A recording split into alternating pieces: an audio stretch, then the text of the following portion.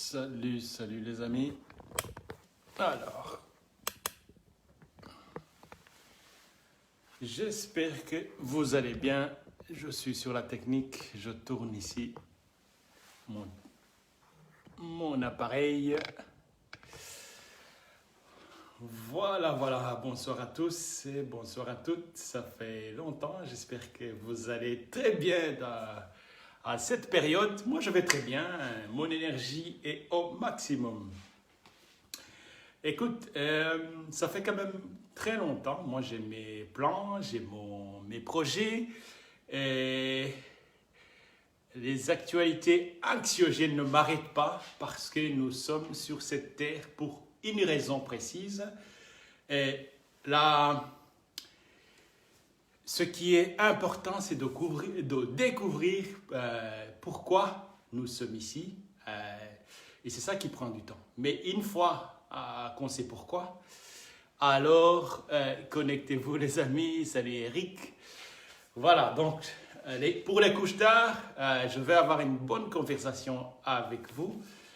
Et je vous réserve à la fin une surprise qui va vous aider à passer la tempête de ce que j'appelle les faits. Vous savez, dans la vie, il y a des choses, il y a des problèmes. Un problème, on peut trouver une solution ou demander l'aide à un ami ou trouver une solution. Mais à partir du moment où on ne peut pas trouver une solution, on appelle ça des faits. Par exemple, quand il pleut dehors, la pluie, ce n'est pas vous qui la créez, donc la pluie, c'est un fait. La météo, c'est un fait. Quand il fait chaud, c'est un fait. La guerre, c'est un fait. Les virus, c'est un fait. La pandémie, l'épidémie, c'est un fait. Donc, la majorité des gens, en fait, ne savent pas faire la différence entre les faits et les problèmes. Donc, quand on confond les faits et les problèmes, c'est là où on se dirige droit vers la souffrance, ou vers les problèmes, vers les angoisses, la dépression, voire même l'anxiété. Et nous traversons en fait une période très délicate où il faut garder son énergie au maximum. Je dis bien son énergie au maximum.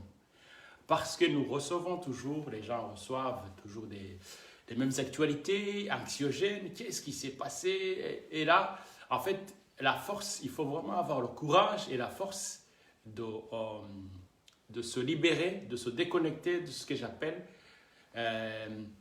cette énergie négative. L'énergie négative, en fait, c'est une énergie qui va vous pomper votre morale, qui va miner votre bonne humeur, en fait. Par exemple, il y a un fait, c'est des embouteillages, par exemple. Imaginez, vous êtes sur la route, tout d'un coup, boum, vous tombez dans les embouteillages. Alors, je ne sais pas si vous m'entendez, les amis. Alors, parce que j'ai des petits écouteurs ici. Voilà. Si vous savez me dire si vous m'entendez, alors s'il y a ceux qui sont connectés pour me dire si vous m'entendez, parce que la technologie, parfois, la maîtrise. Voilà. Donc, qu'est-ce que je disais? Je disais, imaginez si vous tombez dans un embouteillage. L'embouteillage, c'est un fait. Ce n'est pas vous qui l'avez créé. Je vais vous donner mon exemple, ce que je fais, c'est-à-dire que moi, j'ai décidé, il y a... je vois que mon ami Karirima, mon frère, est là connecté. Karirima Kangarambe, bonsoir, comment ça va? Et voilà. Donc, qu'est-ce que je fais? J'arrive dans un embouteillage. La première chose à faire, comme j'ai transformé mon véhicule dans ce que j'appelle l'université mobile, j'écoute des livres audio. Alors, qu'est-ce que je fais? Encore une opportunité pour apprendre. Eric, merci de me confirmer. Voilà, on m'entend. Voilà. Là, attachez vos ceintures parce que les amis, ça, ce soir, c'est du lourd. C'est du lourd. Ok, qu'est-ce que je fais? Donc, il y a deux choses. Si j'ai un rendez-vous important, je regarde un embouteillage. Je me mets à rire. Qu'est-ce que je fais? Je téléphone la personne avec qui j'ai un rendez-vous. Écoutez, je suis désolé. Je suis tombé dans un embouteillage, j'en ai peut-être 30 minutes ou 1 heure, voilà. Bon, s'il annule mon rendez-vous, tant pis. S'il n'annule pas mon rendez-vous, tranquille, je commence à rouler. Et si je vois alors des excités, des gens qui s'énervent à côté de moi, qui sont en train de crier, qu'est-ce que je mets? Je mets en fait la musique en fait qui booste mon énergie. Et qu'est-ce que j'aime bien? C'est Bob Marley. Alors, Buffalo Soldier, par exemple. J'ouvre même la fenêtre, je regarde à côté et je commence à danser. Et les gens, il y a deux gens déjà qui disent, ah bah celui-là, c'est un malade, c'est un fou. Ben tant pis, moi je continue à danser pendant que les autres s'énervent. Voilà, j'écoute la musique, après je monte en fait les vitres. Alors je continue à écouter tranquillement mon livre audio. J'arrive à mon rendez-vous. Donc, vous avez toujours le choix en fait de choisir comment vous contrôlez votre monde intérieur. Parce qu'en fait, nous avons 2 mondes. Alors, il y a le monde extérieur où se passent des événements, des virus, des épidémies, des embouteillages, et la pluie, la chaleur, des gens qui s'énervent.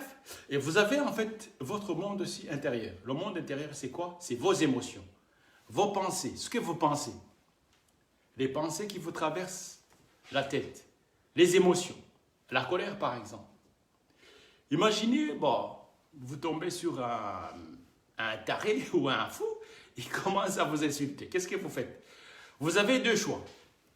Soit vous rentrez dans son jeu, ou bien vous vous dites, ah bah celui-là c'est peut-être un malade, il est fou, peut-être qu'il est fatigué. Vous vous en allez tout simplement. Ou bien, imaginez, c'est comme si vous voyez un chien qui commence à aboyer. Est-ce que vous aboyez avec le chien? Non. Vous laissez tout simplement le chien aboyer, et bon, il va commencer à aboyer, et puis il va s'en aller. Ah ben, de la même manière, en fait, pour contrôler son monde intérieur, il y a des clés. La seule chose, par exemple, pendant cette pandémie de Covid, ce que vous pouvez faire, en fait, contrôler votre monde intérieur. Tout ce que les médias disent, tout ce que les gens disent, les autorités, on a confiné, est-ce qu'on n'a pas confiné? Moi, je m'en fous. Qui confine ou pas, en fait, personne ne viendra toucher mon monde intérieur. Ça, c'est très, très important. Alors, je vais vous révéler, en fait, pendant qu'on y est, il y a un homme. C'est un homme qui m'a... En fait, j'ai retrouvé ce petit livre que je vous conseille vraiment de lire. Je ne sais pas si vous arrivez à... Ah, il est inversé. C'est pas grave. C'est un monsieur qui s'appelle David Henry Thoreau. En fait, il a créé ce qu'on appelle la désobéissance civile. En fait, s'il y a une chose qui manque aujourd'hui, c'est la désobéissance. En fait, nous sommes dans un monde qui apprend aux gens comment obéir. Mais on ne nous a jamais appris comment désobéir, en fait. Et la désobéissance, c'est une force. La désobéissance, c'est une énergie. La désobéissance, c'est une force spirituelle, mentale. Parce que cet homme, Henry David Thoreau, en fait, qu'est-ce qu'il a fait? Pourquoi il m'a inspiré? En fait, Henry David Thoreau, il s'est opposé à l'esclavage aux États-Unis et il s'est opposé aussi à la guerre des États-Unis au Mexique, contre le Mexique. Alors, il a refusé de payer les impôts aux États-Unis. Donc, il a été emprisonné. Alors, il a écrit ce petit livre, en fait, en 1849. Donc, il a inspiré Gandhi, Mandela et Martin Luther King. En fait, la désobéissance, en fait, c'est une force. C'est une force que les gens n'utilisent pas. Donc, M. Gandhi a utilisé la désobéissance civile pour libérer l'Inde aux mains des Angleterres. Et là, je vais vous donner une information capitale. Et ça, en fait, nous sommes amnésiques. Ça, c'est une parenthèse. Vous savez, en fait, que l'Angleterre a été colonisée par des Français. En fait, au Xe siècle, en Angleterre, donc la Grande-Bretagne que vous voyez là-bas, tout le monde, l'administration, jusqu'à la reine Victoria, tout le monde parlait français. Tout le monde parlait français. Et donc, qu'est-ce qu'ils ont fait? En fait, ils ont commencé à la même formule, la désobéissance. Donc, c'est-à-dire qu'ils ont rejeté la langue française ils ont commencé à dire même qu'ils sont des descendants, des Vikings, en fait, des gens, ils ont créé leur propre scénario. Ben aujourd'hui, l'anglais, c'est une langue qui est adoptée, donc ils ont effacé leur passé médiocre, leur passé qui les mettait dans des trous, donc ils se sont élevés. Donc nous sommes dans un cycle d'évolution très très important où je pense que même notre continent, l'Afrique, peut saisir cette opportunité au lieu d'être des perroquets, je dis bien, je pèse mes mots, en fait, l'Afrique est devenue un perroquet de l'Occident. Il ne faut pas répéter ce que l'Occident dise. Parce que quand il y a Ebola, quand il y a le sida, ben, l'Occident n'est pas là. Mais quand il y a ce virus, on veut que ce soit partagé par le monde entier. Donc l'Afrique, je dirais qu'a subi en fait 3 virus très importants. Le premier pandémie pour l'Afrique, c'est l'esclavage. Donc l'esclavage a duré plus de 400 ans. La deuxième pandémie, c'est la colonisation. Parce qu'on a cassé les royaumes, on a brisé nos frontières. En fait, on nous a cassé, on a cassé en fait l'Afrique spirituellement, psychologiquement, mentalement, moralement et physiquement.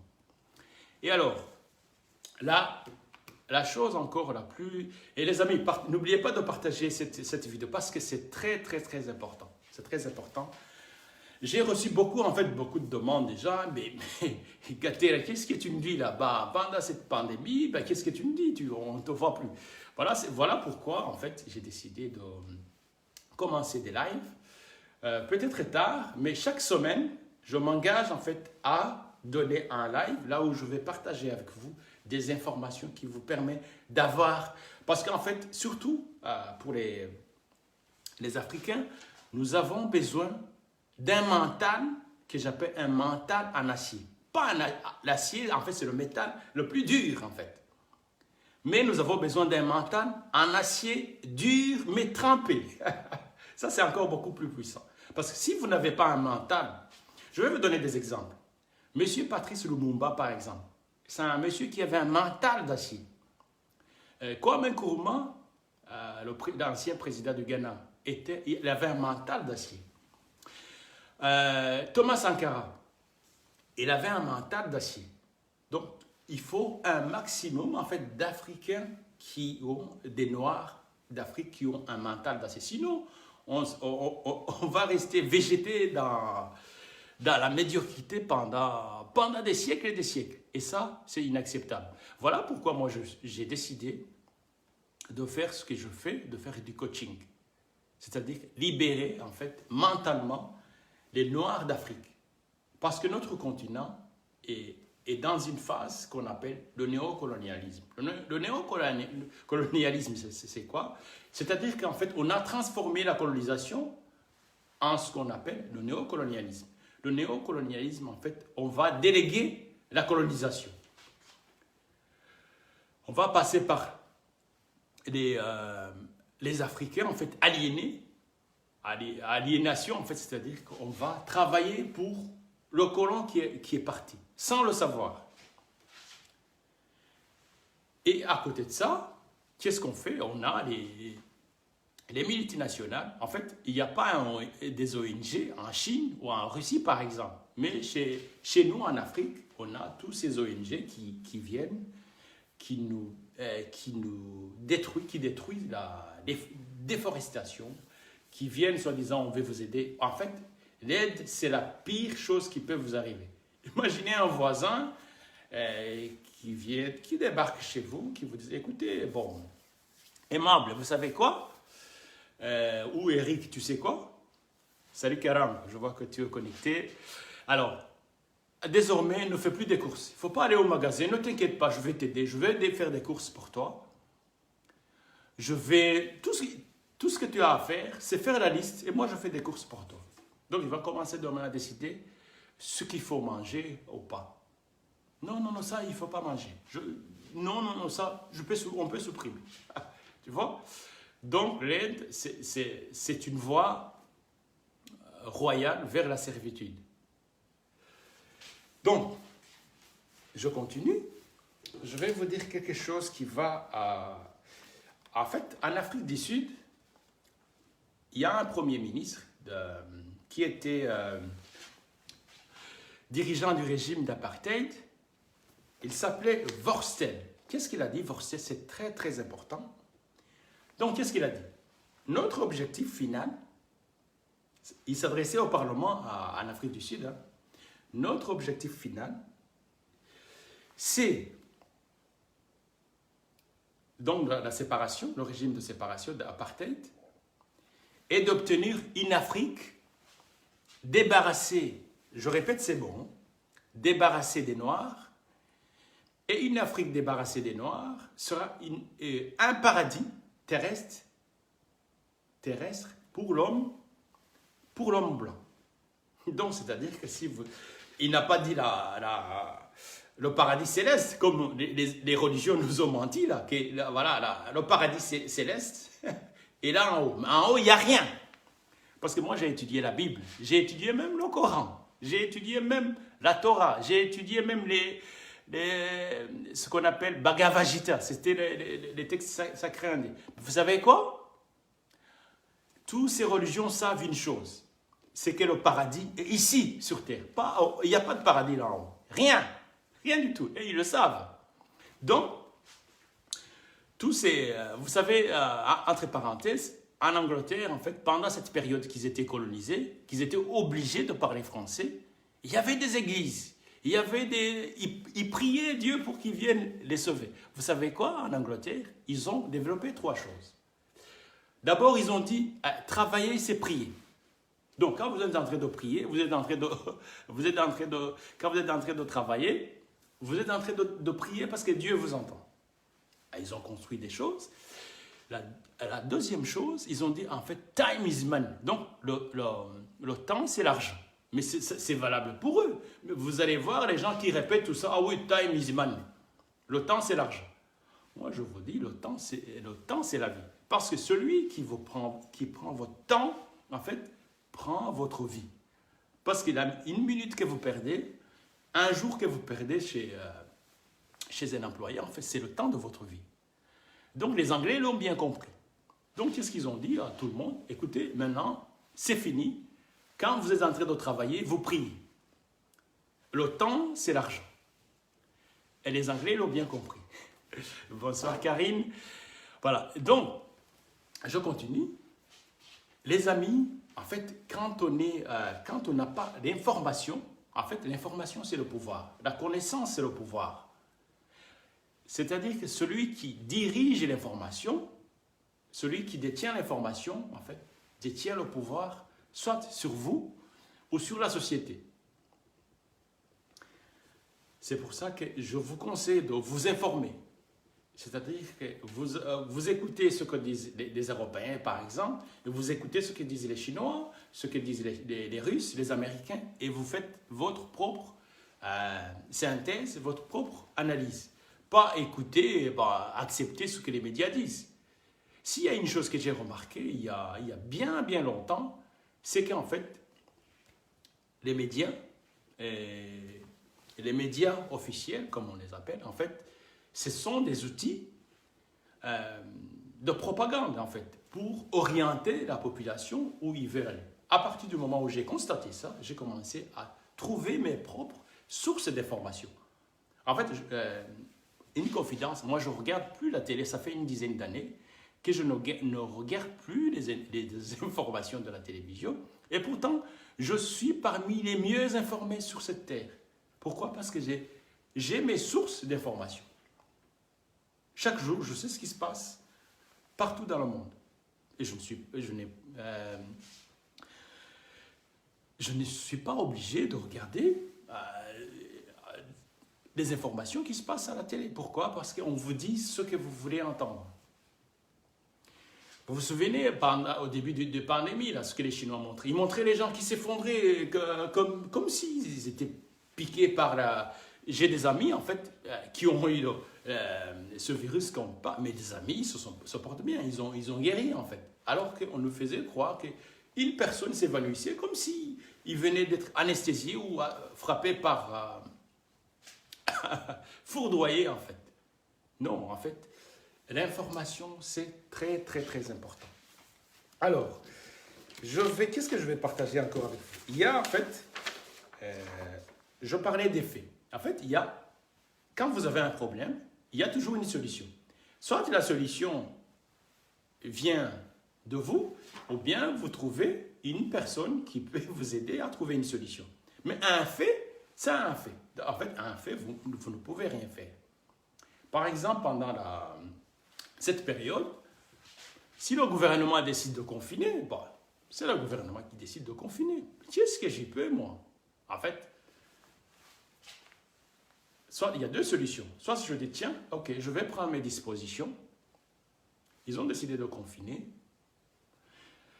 Si j'ai besoin d'aller dans un magasin et que les magasins me disent, bah, écoutez, bon, monsieur, mettez un masque. C'est moi qui ai demandé, bon, je rentre dans un magasin, j'essaie de négocier, je sais que le masque ne sert à rien. Une parenthèse, en fait, dans les cours de biologie, je vais vous donner, vous allez comprendre, même un enfant peut comprendre ça. C'est-à-dire que l'oxygène que nous respirons, en fait, un molécule, en fait, agrandissant, en fait, un molécule d'oxygène, par exemple, devient comme un caillou. C'est-à-dire qu'un molécule d'oxygène, c'est-à-dire la matière d'oxygène que nous respirons, en fait, il est 1000 fois, c'est-à-dire 1000 fois plus grand que le virus. Donc, si vous arrivez à respirer, par exemple, si j'essaie par l'ordre de grandeur, en fait, quand vous arrivez à respirer, c'est-à-dire que le masque, comme les virus sont 1000 fois plus petits, donc les virus passent à travers, là où passe en fait un molécule d'oxygène que vous ne voyez même pas, peut passer 1000 virus en fait. Donc c'est comme si vous supprimez votre fenêtre, vous mettez des grillages pour empêcher les moustiques de rentrer chez vous. Donc c'est-à-dire que c'est jouer en fait l'autruche parce qu'en fait les gens ont besoin de sécurité, de se sécuriser. Quand on met en fait un masque, c'est comme ne pas voir en fait l'obstacle. Et beaucoup de gens le savent, mais comme ça calme en fait les gens les portent. Mais vous avez des scientifiques en fait qui sont là, comme des perroquets, qui répètent ce qu'on les a dit. Ah, c'est un conseil scientifique. C'est pour ça qu'en fait notre société a besoin l'enseignement de ce monsieur Henry David Thoreau, qui est le mentor de Mandela, Mahatma Gandhi et Martin Luther King, la désobéissance civile. Donc, notre société, je dis bien même au niveau mondial, je ne dis pas par rapport à des petits pays en Europe, en fait, nous avons besoin de réapprendre comment désobéir.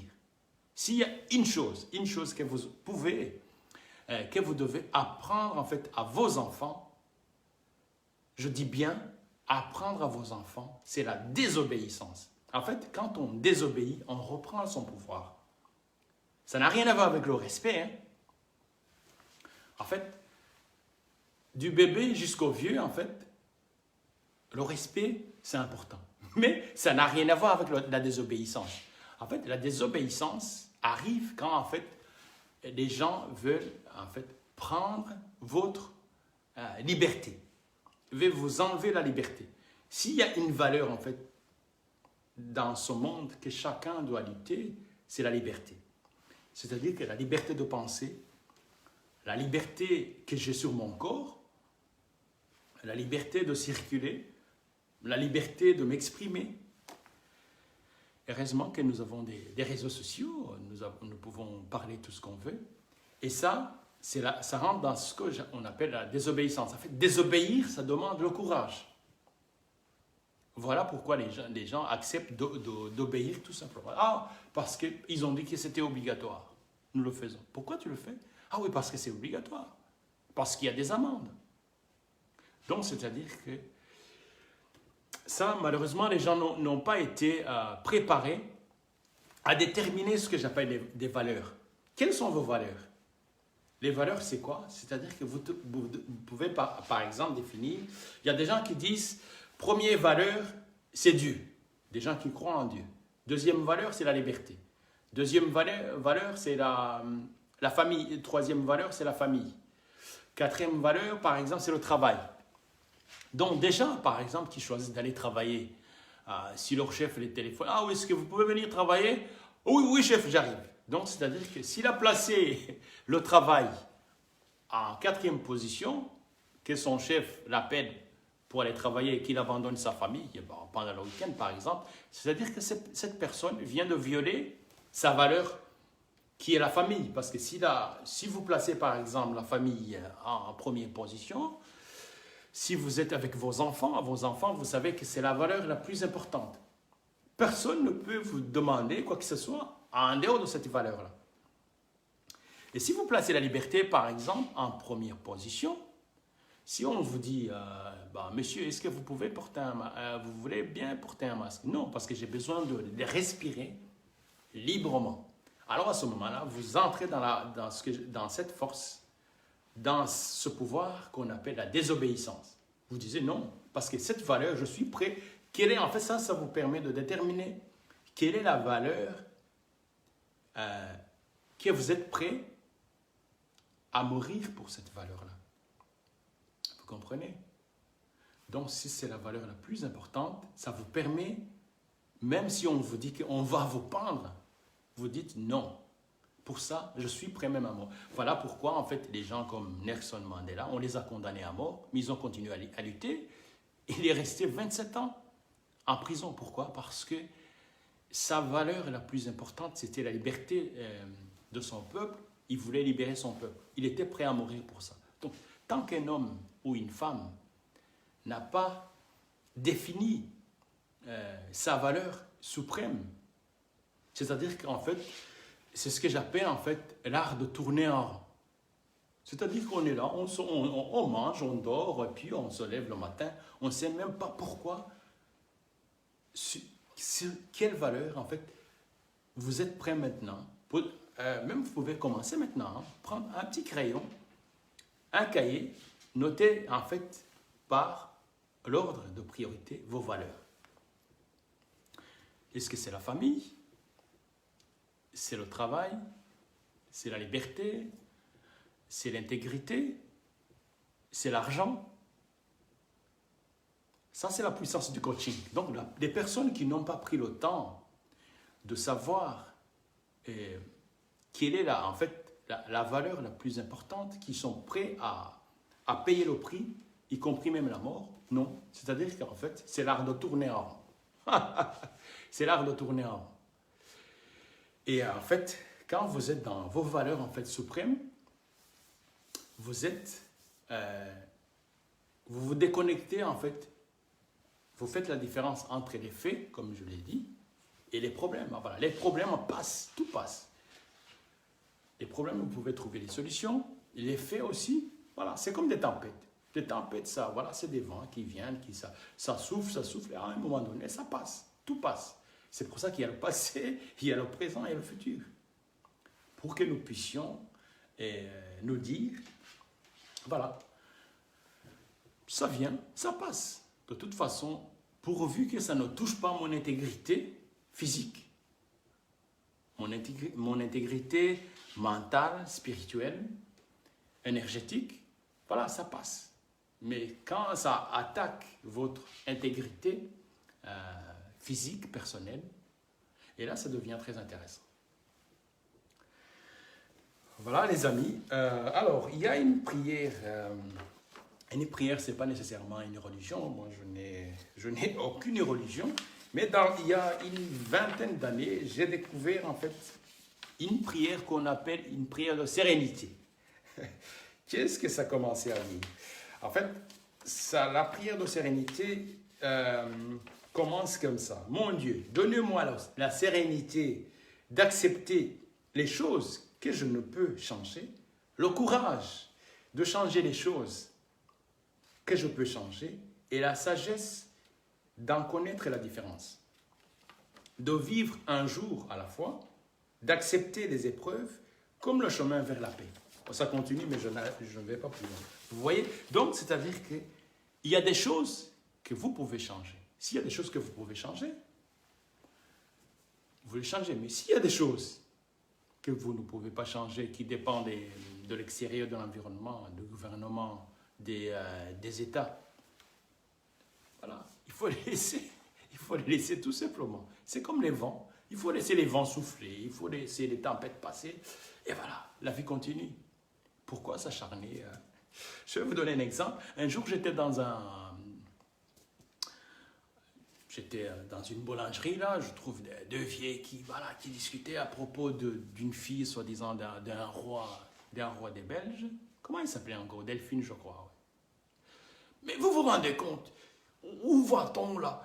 Pourquoi il ne l'accepte pas? La pauvre. Et puis il y a l'autre qui vient. Et je vois comment les gens, en fait, j'observe comment les gens, en fait, commencent à se chauffer la tête. Pourquoi le roi n'accepte pas cette fille? Vous vous imaginez? Et puis il y a l'autre. En fait, tout d'un coup, il y a 10 personnes dans une boulangerie, en fait, qui discutent de cette personne. Et puis ça continue. Même dans la rue, ils continuent à parler. Je pense que même en étant chez eux, ils vont continuer la même discussion.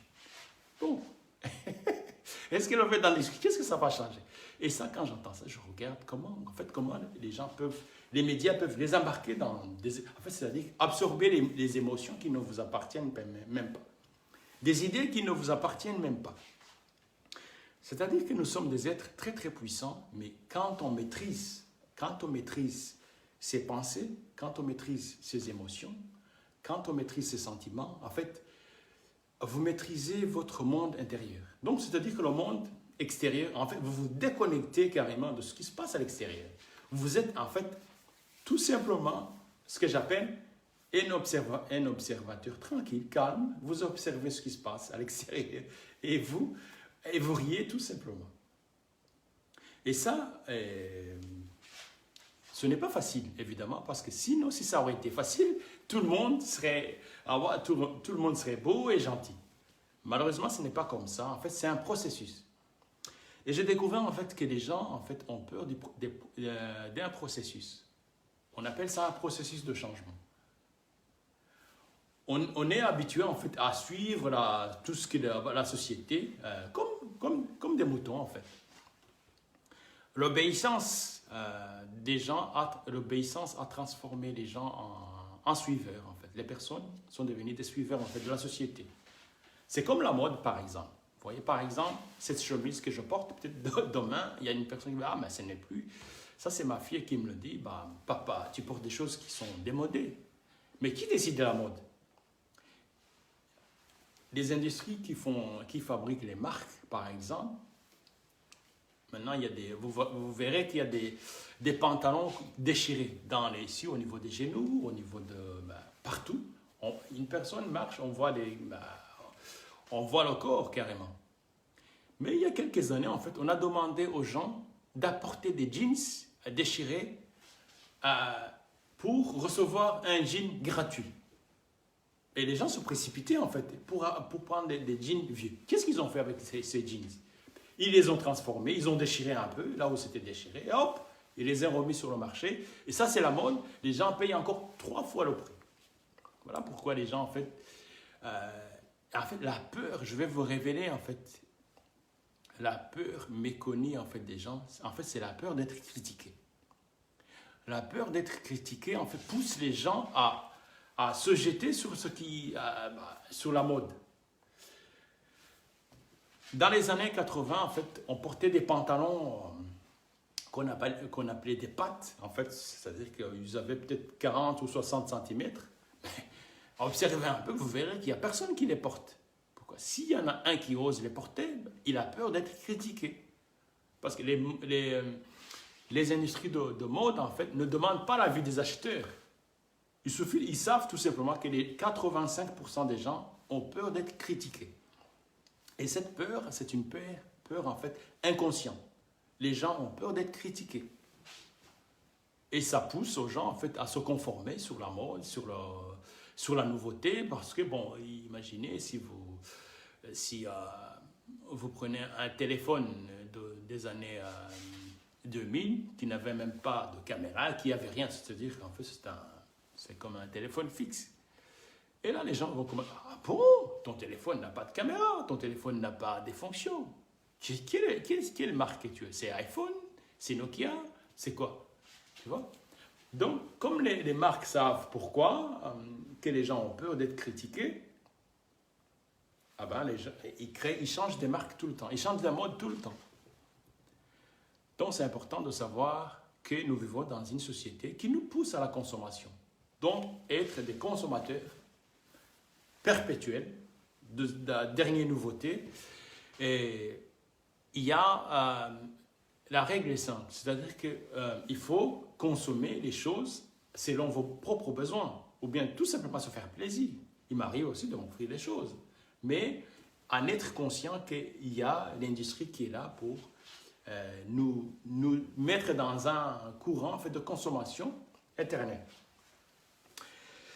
Et alors, qu'est-ce que je... Alors, ici, je vais vous présenter un petit guide que j'ai créé qui s'appelle les 5 clés pour prendre confiance en soi. S'il y a une chose qui manque dans nos sociétés, surtout la société africaine, c'est la manque de confiance en soi. Quand on manque la confiance en soi, on développe ce que j'appelle un complexe d'infériorité. En fait, un complexe d'infériorité, on va supposer que l'autre est meilleur que soi, que l'autre est plus intelligent que soi. On ne peut pas avoir l'affirmation de soi si on manque la confiance en soi. Donc, examinez en fait quels sont les freins en fait qui vous empêchent d'accéder à ce que j'appelle avoir cette mentale que j'appelle un mental en acier dur trempé. C'est certainement un niveau de confiance en soi qui n'est pas suffisant. On peut la mesurer entre 0 et 10. Vous pouvez vous demander tiens, à quel point en fait examiner tout ce que vous êtes capable de faire depuis que vous étiez jeune. Quand vous analysez toutes les choses que vous savez faire, il y a beaucoup de choses que vous savez faire. Comment se fait-il que vous êtes à un niveau où vous êtes aujourd'hui? C'est parce que les gens ont peur de changer, de faire beaucoup de choses, alors que sur cette terre, il y a ce que j'appelle un niveau élevé d'ignorance. En Afrique, nous sommes des champions. Les gens se définissent par rapport à leur diplôme. C'est ce que j'appelle la diplomiologie. C'est-à-dire que quelqu'un devient un docteur à Sorbonne, en France, ou aux États-Unis, ou en Angleterre. Il arrive là, il est peut-être docteur en philosophie, ou en mathématiques. Il arrive, c'est un docteur. Alors, mais il y a des choses que vous allez lui demander, il est nul, mais c'est un ignorant. Donc il y a des choses qu'il ne connaissent pas, mais ça suffit qu'il a ce papier-là de docteur que les gens vont s'incliner. Donc le paysan, on n'en parle même pas, un paysan du village. Moi je dis ces gens-là, en fait ce sont ce que j'appelle des ignorants en puissance. Ce sont des gens qui ont l'ignorance tellement élevée, mais les gens ne le savent pas. C'est ça que les écoles, les gens pensent que les écoles sont là pour élever le niveau d'intelligence, que les gens deviennent... Non, en fait, des gens qui ont des études encore beaucoup plus élevées deviennent encore de plus en plus ignorants. Mais les gens ignorent que ces gens sont des ignorants. Donc, il ne faut pas vous faire avoir, vous dites, ah voilà, cette personne, c'est un docteur, il a une licence, c'est un ingénieur. Non, c'est un ignorant tout simplement, mais il a un niveau élevé dans son domaine. Mais ce n'est pas pour ça que vous allez vous incliner devant lui, non. En fait, il faut avoir ce que j'appelle l'affirmation de soi. L'affirmation de soi, c'est de savoir que personne d'autre sur cette terre qui est comme vous, ni dans le passé, ni dans le présent, ni dans le futur. Et ça vous permet d'avoir ce que j'appelle en fait, d'avoir une personnalité inarrêtable. Donc, personne ne peut vous arrêter quand vous êtes dans cette zone-là. En fait, c'est une zone que j'appelle une zone sans limite. Mais comme nous acceptons, voilà, il y a un tel, oui, il a un diplôme, il est dans cette position, lui, il connaît mieux. Non, Tout simplement. Non. C'est-à-dire prendre le pouvoir sur soi-même. On n'a pas besoin d'aller conquérir les choses, mais il faut reprendre son pouvoir personnel. Salut Christine.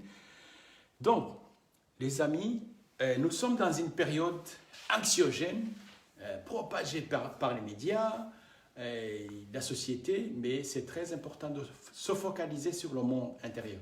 Mais là, il y a des outils pour ça. Donc, j'ai déjà partagé avec vous donc, la prière de sérénité que vous pouvez citer à tout moment, même si vous ne croyez pas en moi non plus. Voilà, la façon dont ils disent Dieu, vous pouvez remplacer par ce que vous voulez. Donc, donnez-moi la sérénité d'accepter les choses que je ne peux changer, le courage de changer les choses que je peux changer, et la sagesse d'en connaître la différence. Donc, c'est-à-dire qu'il y a des choses qui sont sous vos contrôles. Qu'est-ce qui est sous vos contrôles? C'est vos émotions, vos pensées. C'est-à-dire que là, au-dessus, nos neurones captent des pensées même qui ne nous appartiennent même pas.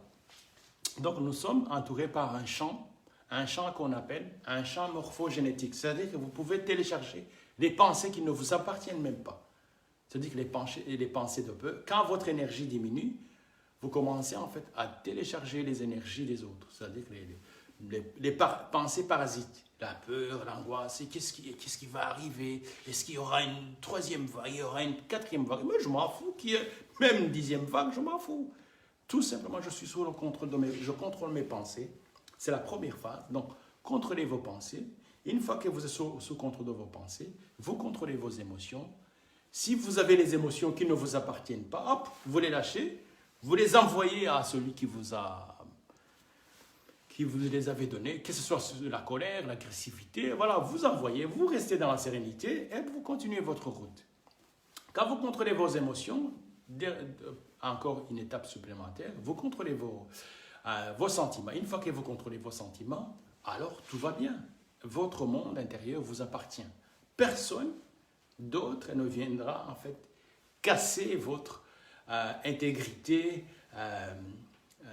psychologique, spirituelle, mentale, corporelle. Donc vous êtes un être lumineux comme on dit. Mais malheureusement, en fait, on se laisse attraper par les émotions des autres, les émotions de la société, les émotions anxiogènes des médias. Non. En fait, il faut vraiment dire non à l'environnement. Et ça demande le courage. C'est vrai, ça demande le courage. Ça demande d'activer le changement. Mais pas le changement extérieur, mais le changement intérieur. Il faut rentrer dans ce que j'appelle un processus progressif. Parce qu'un marathon, en fait, une personne qui fait le marathon ne peut pas, 10 jours au lendemain, faire les 10 000 km, non. Il faut commencer par la marche.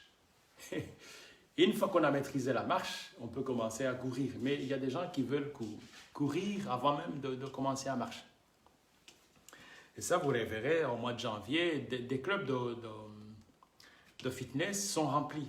Des gens prennent des objectifs pour perdre de poids, pour arrêter de fumer, pour arrêter de s'y essaimer. Au bout de quelques semaines, ils abandonnent. Pourquoi? Parce qu'on ne s'engage pas dans un processus. On appelle ça effet cumulé. Donc, accumuler en fait des petites choses. Imaginez si vous prenez du sucre, par exemple, 3 sucres, et que vous décidez de passer, non, j'arrête le sucre aujourd'hui. Mais votre corps va commencer à vous demander. C'est là où la guerre, en fait, intérieure commence. Mais au lieu de se dire, mais si j'en prenais 3, je me donne un mois pour prendre 2. Deuxième mois, je me donne encore accumuler, je vais prendre 1. Troisième mois, en fait, on passe à 0. Et là, ça, en fait, le corps accepte progressivement. Mais si on décide de tout arrêter, c'est là où ça commence. Et le corps, en fait, est beaucoup plus malin parce que le corps aussi a une mémoire, même qui ne date pas d'hier. Ça fera un autre live. Le corps a une mémoire même, ce que j'appelle en fait des vies antérieures. Parce que notre esprit ou notre âme, si vous voulez, peut-être a connu plusieurs corps avant de cette incarnation, pour ceux qui le savent. Et donc, il va vous demander les choses, mais il sera encore beaucoup plus fort que vous. Donc, il faut rentrer dans un processus de changement progressif, pas d'une manière spontanée. Par exemple, moi, des choses que je fais aujourd'hui, il m'a fallu plus d'une vingtaine d'années pour y arriver. D'ailleurs, de temps en temps, il m'arrive, comme dans les embouteillages, de dire, tiens, quel est l'outil que je vais utiliser? C'est là où je mets la musique de Bob Marley qui élève mon énergie. Je commence à danser dans la voiture parce que je sais, si j'observe des gens à côté de moi qui sont énervés, qui klaxonnent, je peux facilement être contaminé. Donc, qu'est-ce que je fais? Je mets la musique, je commence à danser. Quitte même à s'il me traite de fou, je m'en fous. Moi, j'ai un devoir d'élever mon énergie. À ce moment-là, pendant les embouteillages, je mets la musique que j'aime bien, je commence à chanter, je commence à danser, je rigole et c'est bien, j'élève mon énergie. C'est-à-dire que vous pouvez créer votre monde intérieur à volonté, comme un bouton de volume qu'on augmente ou qu'on éteint. C'est-à-dire quand vous êtes face à des gens toxiques, des personnes toxiques sont des personnes qui se plaignent, qui critiquent les autres. En fait, c'est facile à détecter. Et ça, c'est vraiment des vrais virus que vous devez vous débattre. En fait, c'est là où vous devez même mettre le vrai masque. Quand vous êtes face à une personne négative qui ne voit rien de positif, qui critique les autres, qui parle des mauvaises choses, qui ne vous encourage pas, qui vous dit que ça n'ira jamais, que tout est mauvais, que les temps sont difficiles. En fait, c'est le moment de fuir, de vous éloigner. Parce que cette personne est en train de vous vampiriser, de vous enlever votre énergie. Par contre, il y a des gens positifs, des gens qui racontent des blagues, des gens ce sont des personnes qui élèvent votre énergie. Et c'est ce genre de personnes qu'il faut fréquenter le plus souvent possible pour vous aider en fait, à élever votre niveau d'énergie. C'est très important pendant cette période-là parce que nous regardons les mêmes choses, les gens regardent les actuels. Ah, vous savez, à tel endroit, il y a des morts qui sont... Et il y a 1000 morts. Il y a toujours, en fait... Regardez, pendant cette période, nous sommes dans l'automne. Vous savez, l'arbre, les feuilles mortes qui deviennent presque... Donc, les feuilles mortes tombent sur l'arbre, mais une branche ne tombe jamais. C'est-à-dire que les humains, nous sommes dans un cycle aussi, là où il y a les feuilles mortes, doivent quitter, se séparer de l'arbre pour que l'arbre puisse pousser des autres feuilles, en fait. Mais les humains n'acceptent jamais, en fait, la mort comme un processus naturel, comme l'autre qui disait que tout le monde veut aller au paradis, mais personne ne veut mourir. C'est ce qui arrive quand les gens... la mort, c'est un fait aussi. Donc, comme il y a la naissance, la mort, c'est un fait. Mais tout le monde mourra un jour. Mais ce n'est pas pour ça qu'il y a un virus. Vous savez que dans les intestins, par exemple, dans le flore intestinal, dans votre intestin, il y a au moins 100 000 milliards de virus, bactéries. Et tous ces virus-là ne sont pas des méchants qui nous veulent du mal. Non. Dans la bouche, même sur la peau. En fait, nous baignons, notre corps baigne dans des virus. Donc tous les virus ne sont pas des ennemis. Ils sont à l'avance par rapport à nous. Ils sont là depuis plus de 5 millions d'années. Vous imaginez? Donc, dire qu'il y a un virus qui vient nous enlever la vie, c'est en fait accepter la peur des autres. Donc, contrôler ces pensées, c'est de se dire, voilà, tout simplement, moi je suis là. Si je suis là, il y a une raison dont je n'accepte pas d'absorber les peurs des autres. Alors, à ce moment-là, vous rentrez dans une zone de pouvoir personnel. Et là, vous ne vous laissez pas attraper par la peur des autres.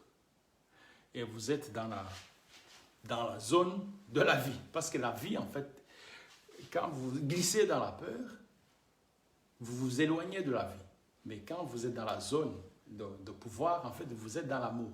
mais dans l'amour d'abord de soi et puis dans l'amour des autres. Heureusement qu'en fait, on peut choisir, il y a le choix. Donc c'est ce qu'on appelle la dualité. Il y a la peur ou il y a son opposé. Donc vous pouvez décider comme le volume qu'on peut augmenter ou diminuer. Donc il faut choisir tout simplement l'opposé. Et l'opposé de la peur, en fait, c'est la sérénité, c'est la vie, c'est la joie, c'est le rire, c'est tout simplement exister en dehors des feux, même si peu importe ce qui arrive, décider de prendre le pouvoir. Et surtout, quand il le faut, de désobéir en fait. La désobéissance, c'est un pouvoir. Et je veux commencer, ce n'est même pas en fait ce petit livre, La désobéissance civile, de Henry David Thoreau. C'est lui qui a inspiré donc Nelson Mandela, Martin Luther King et Mahatma Gandhi. Et donc, ce pouvoir-là, vous l'avez tous. Donc, la désobéissance, quand il le faut, c'est nécessaire. Et ça, on peut activer le pouvoir de la désobéissance à partir du moment où on connaît ses valeurs les plus suprêmes. C'est quoi vos valeurs en fait? Est-ce que c'est la liberté? Est-ce que c'est la famille? Est-ce que c'est l'intégrité? Est-ce que c'est la vie? Est-ce que c'est la connexion? C'est le partage? Et la valeur toujours qui vient en premier, en fait, c'est la valeur sur laquelle vous êtes prêt même à mourir pour ça. Donc, quand vous êtes connecté avec votre valeur suprême, ni la force nucléaire, ni l'armée, ni la police ne peuvent vous arrêter. C'est pour ça que donc des gens aujourd'hui qu'on considère comme des gens extraordinaires, en fait, ce sont des personnes ordinaires qui ont fait des choses extraordinaires parce qu'ils étaient connectés sur leur valeur suprême. En fait, s'il y a un cadeau que vous pouvez vous donner, c'est de déterminer vos valeurs personnelles. C'est très, très important. Et alors, je vais vous laisser après une autre prière. Ce n'est pas une prière, c'est un code en fait, c'est un code quantique qui nous vient de la spiritualité négro-africaine. C'est une prière qui vient de la méthode Ho'oponopono. En faisant des recherches, en fait, je ne savais pas pourquoi j'étais connecté sur cette méthode. Et j'ai découvert que cette méthode venait en fait d'Afrique. Et énergétiquement, j'étais connecté dessus. Donc, il y a un code qui vous permet d'élever votre énergie à tout moment. En fait, ça va vraiment très, très vite. C'est 4 phrases à prononcer à volonté, que ce soit le matin, à midi ou à tout moment. En fait, ce mantra, en fait, vous connecte avec cette force à l'intérieur de vous. Vous pouvez l'utiliser à tout moment. Quand vous avez peur, quand vous avez quelque chose qui vous tracasse, vous citez ce mantra et à ce moment-là, hop, ça rentre dans l'ordre. Le mantra, c'est quoi? Le mantra, en fait, c'est prononcer la phrase « Je suis désolé, pardon, merci, je t'aime ». Inspirez, prendre l'inspiration. Évidemment, il ne faut pas le chanter dans un autobus ou pendant la réunion. Vous pouvez vous isoler et le prononcer à voix haute, même à l'intérieur de vous. Voilà, je suis désolé, pardonne-moi, merci, je t'aime. Vous le dites à vous-même, pas les autres évidemment, c'est à l'intérieur. Donc c'est un code quantique qu'on peut prononcer. Vous n'avez pas besoin d'analyser intellectuellement de ce mantra. Moi je l'ai essayé il y a plusieurs années. En fait, ça permet d'évacuer toutes ces énergies négatives qui viennent même parfois de nos ancêtres, qui viennent de nos parents, de nos arrière-grands-parents et qui nous poursuivent d'incarnation en incarnation.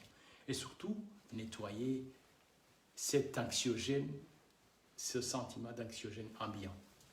Donc le mantra est très très puissant, il faut l'utiliser. Et je vais vous donner un bonus qui est une prière aussi, qui est une prière d'un chaman, une chamane, c'est parce que c'était une femme qui s'appelle Morna.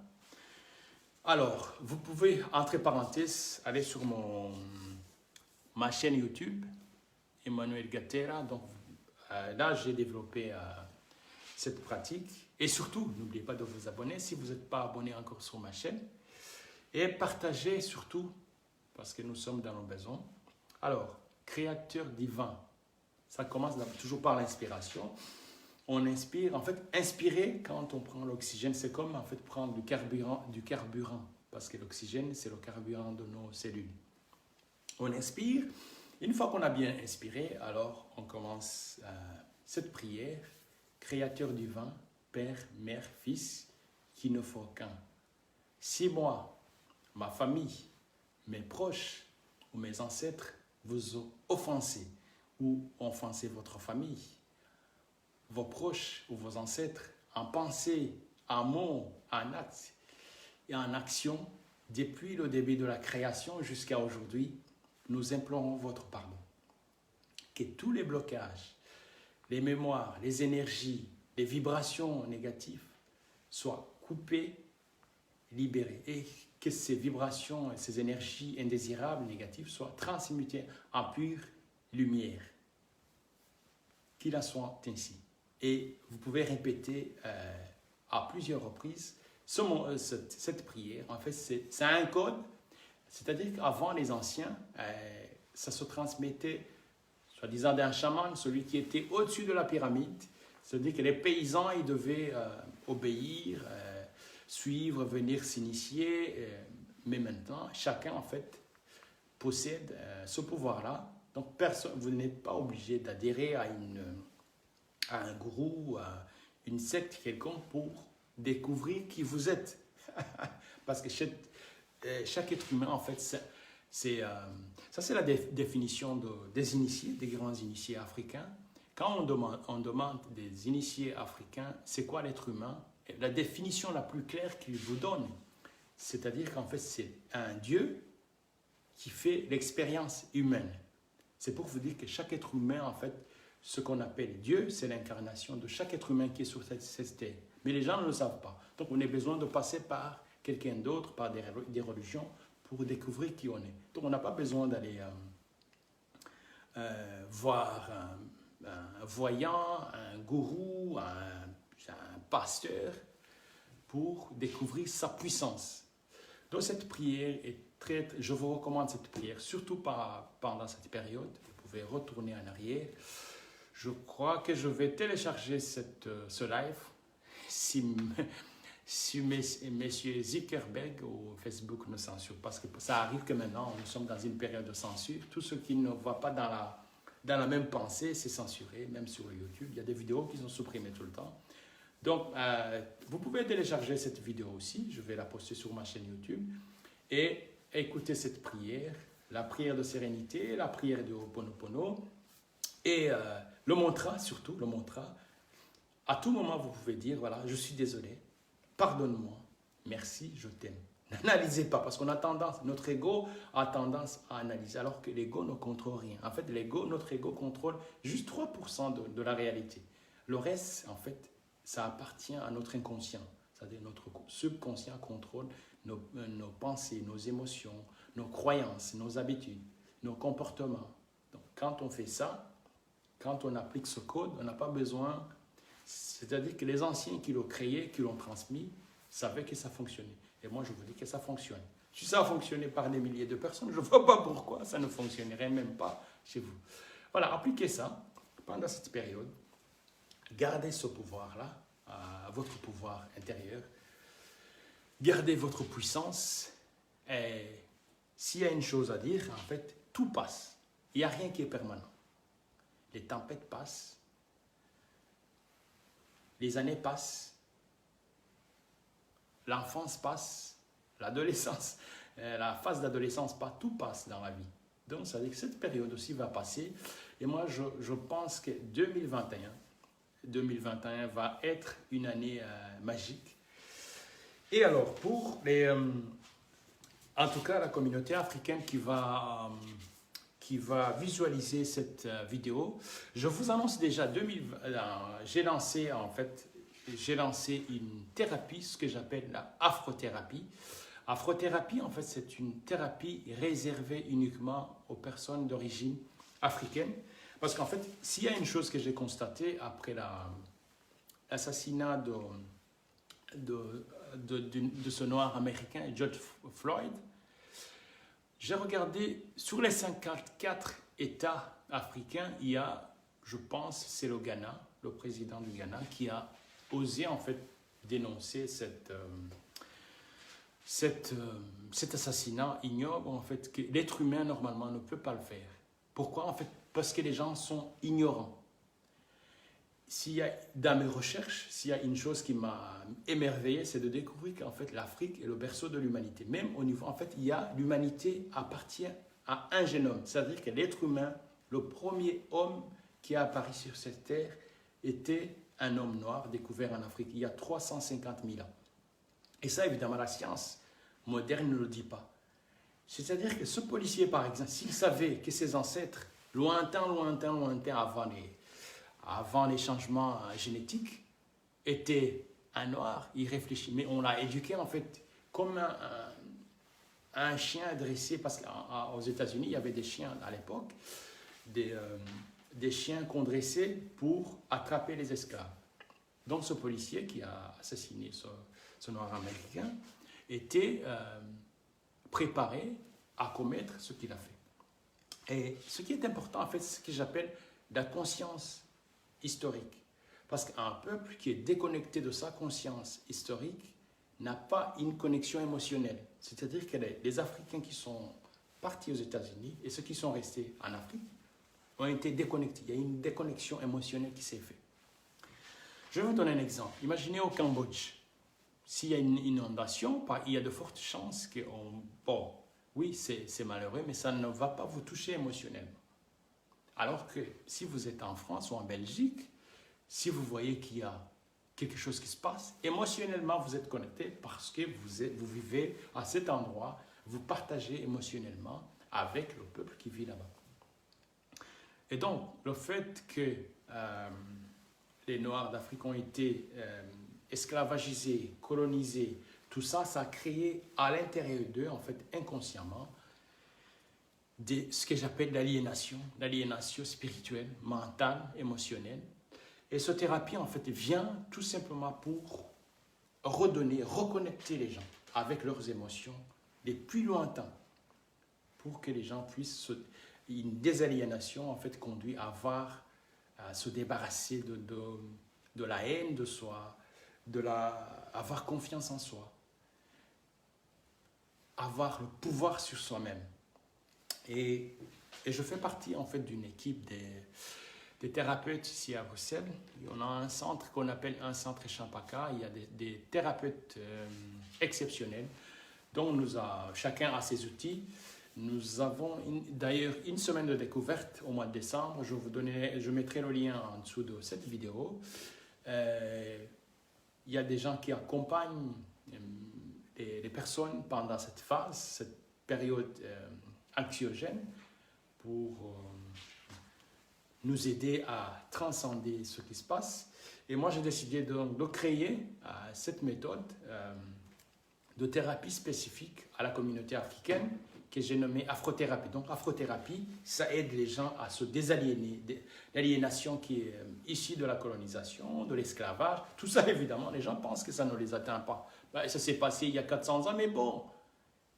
C'est-à-dire que vous avez inconsciemment intégré tous ces pathologies, tous ces traumas lointains. Et ça, malheureusement, ce que j'ai décidé, que j'ai appliqué par moi-même, c'est-à-dire que la psychologie occidentale ne m'a pas aidé. J'ai cherché mes outils par moi-même, donc c'est pour ça que j'ai décidé de partager ces outils. Et là, c'est pour ça que je dis 2021, ce sera une année extraordinaire, parce que là, je suis focalisé à transmettre ces outils-là. Et il y a de fortes chances aussi que je ferai une tournée en Afrique en 2021. Je vais faire aussi l'annonce par rapport à ça. Et les amis, moi je vous encourage à être des personnes inarrêtables parce que vous êtes des êtres de lumière, vous êtes des êtres incarnés, vous avez décidé de s'incarner pendant cette période-là, là où nous sommes à une... comment dire? En fait, la Terre a un cycle d'évolution qui suit le cosmos. Là, des écologistes se sont trompés parce que même le réchauffement climatique, c'est un cycle. C'est un cycle qui vient tous les 25 000 ans, il y a un cycle de 25 000 ans, 40 000 ans, et quand ça arrive, ah oui, les humains réchauffent, même si les humains n'étaient pas sur la planète devrait chauffer de toute façon. Ah ben, des épidémies, c'est la même chose, parce que les humains, nous avons un système que les gens ne savent pas, mais le système qui a causé tout ça, c'est un système qu'on appelle le capitalisme. Mais si vous ne connaissez même pas le système qui opprimait tous les continents, c'est-à-dire l'Afrique, l'Europe, l'Amérique, qui arrive, donc ça c'est le résultat d'un système que nous avons tous. Bon, nous participons à ce système. Tant que nous sommes à l'intérieur de ce système-là, qui a causé tout ça, ah ben nous sommes tous responsables. Donc voilà pourquoi il faut s'instruire, il faut s'éduquer, de savoir dans quel système nous vivons aujourd'hui. Et là, je vous encourage à faire des recherches et lire des livres, pas rester tout le temps se focaliser sur recevoir les mêmes informations, parce que les informations qu'on vous présente à la télé ou des médias officiels ne sont pas nécessairement vraies. Donc il faut avoir un esprit critique. Ça, c'est très très important. Développer son esprit critique, partir du constat de ce qu'on vous propose, c'est peut-être pas la vérité. Quand vous devenez en fait un chercheur de vérité, vous reprenez petit à petit votre pouvoir. Ça, c'est Nelson Mandela qui a dit en fait, si l'homme a une peur, il y a une seule peur en fait chez l'être humain, c'est découvrir son pouvoir. Parce que quand l'être humain découvre son pouvoir, c'est comme si en fait le monde s'effondre devant soi. Reprendre son pouvoir, c'est d'abord à chercher la bonne information. Donc informez-vous, trouvez les sources d'informations différentes. Je ne vous interdis pas de regarder la télé, non, regardez la télé, mais informez-vous ailleurs. Voilà les amis, j'espère que vous allez bien continuer à garder le moral, augmenter votre énergie, coupez-vous de tous les tracas, les personnes, débarrassez-vous des personnes négatives dans votre environnement et ressourcez-vous, marchez, allez à l'extérieur, promenade, faites des choses que vous aimez, gardez le moral, tout finit par passer. Cette tempête d'épidémie ou pandémie finira toujours par passer. N'oubliez pas, c'est toujours un fait. Donc un fait, c'est un fait, on n'y peut rien. Mais il y a une chose que nous savons toujours contrôler, c'est comment nous voulons nous sentir. Donc personne ne peut venir toucher à mon intégrité. Comment je vais me sentir? Et ça, c'est mon pouvoir. Donc je vous conseille aussi de reprendre votre pouvoir, votre ressenti. Comment vous vous sentez, vos émotions, vos pensées. Vous êtes, comme disait l'autre, le capitaine de votre âme et le maître de votre destin. Et ça, évidemment, on y arrive quand on reprend le pouvoir de ses pensées, de ses émotions et de ses sentiments. Alors, j'espère que j'ai été très long. N'hésite pas à m'envoyer un message, à m'écrire. Et si vous voulez que j'aborde un sujet particulier, vous pouvez m'écrire en commentaire en dessous de cette vidéo. La force, le courage, l'intégrité, la puissance, débarrassez-vous de la peur. Nous sommes des êtres très puissants. Quoi qu'il arrive, le pouvoir vous appartient les amis. À très bientôt. Bonne soirée. Alors, on va couper.